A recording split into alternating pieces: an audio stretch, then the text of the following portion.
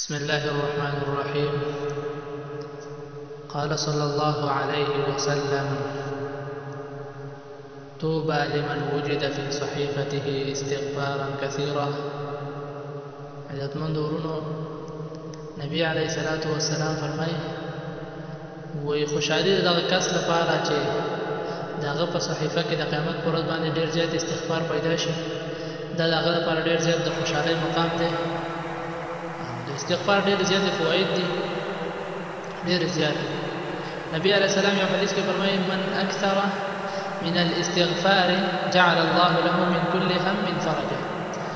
وی چا چې ډیر زیات استغفار ویلو، نو الله جل جلاله د استغفار د لپاره دغه د تکلیفونو نه به ولا پراخي وګرځي، تکلیفونو په الله به د تکلیفونو ولا ختم کړي.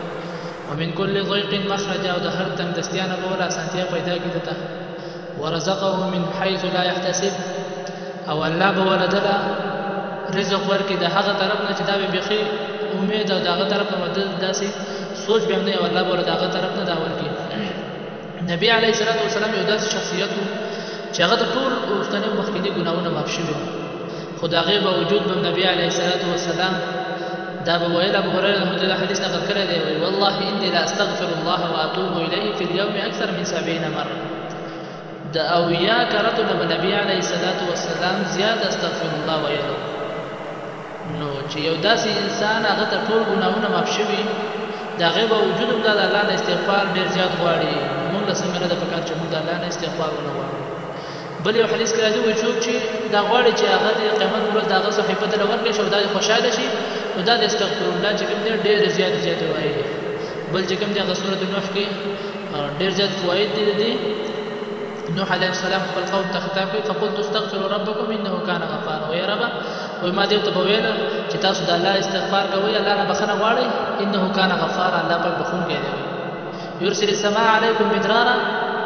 نو د باران د دې یو بله فایده ده د استغفار د الله نه د بخښنې غوښتنې، چې یرسل السماء علیکم مدرارا، په تاسو باندې به بارانونه کېږي، په شیبو بارانونه به باندې کېږي، او د بارانونو بیا ډېر زیات فواید دي. ويمددكم باموال وبنين، او بل فائدې ده چې تاسو د بچی کوم دی بچی بدر کی، مالونه بدر کی. څوک چې مال ډیر غواړي الله د استغفار ډیر غواړي، څوک چې بچی ډیر غواړي ځامن غواړي د الله د استغفار ډیر غواړي، نو الله بدله ځامن ورکوي. ويجعل لكم جنات ويجعل لكم انهارا، او که څوک چېرته د الله نه نهرونه غواړي، د الله نه باغچې غواړي، باغونه غواړي، نو الله پاک دغه هدایت کوي چې تاسو استغفار غواړئ، زه به تاسو له نهرونه درکوم، زه به تاسو له مالونه درکوم. بل چې کوم دی د انسان چې کومه تنګستیا یې په زړه کې، هغه د استغفار د وجې نه دا ختمېږي. انسان ته ډېرې دعاګانې به د الله نه غواړي چې کله دته ګناهونه معاف شي، او د په اسانۍ سره الله ولدله رزق هم ورکوي، او دا انسان د ایمان په خوند باندې پوهېږي کله چې دا د الله نه ډېر زیات استغفار غواړي. والسلام علیکم.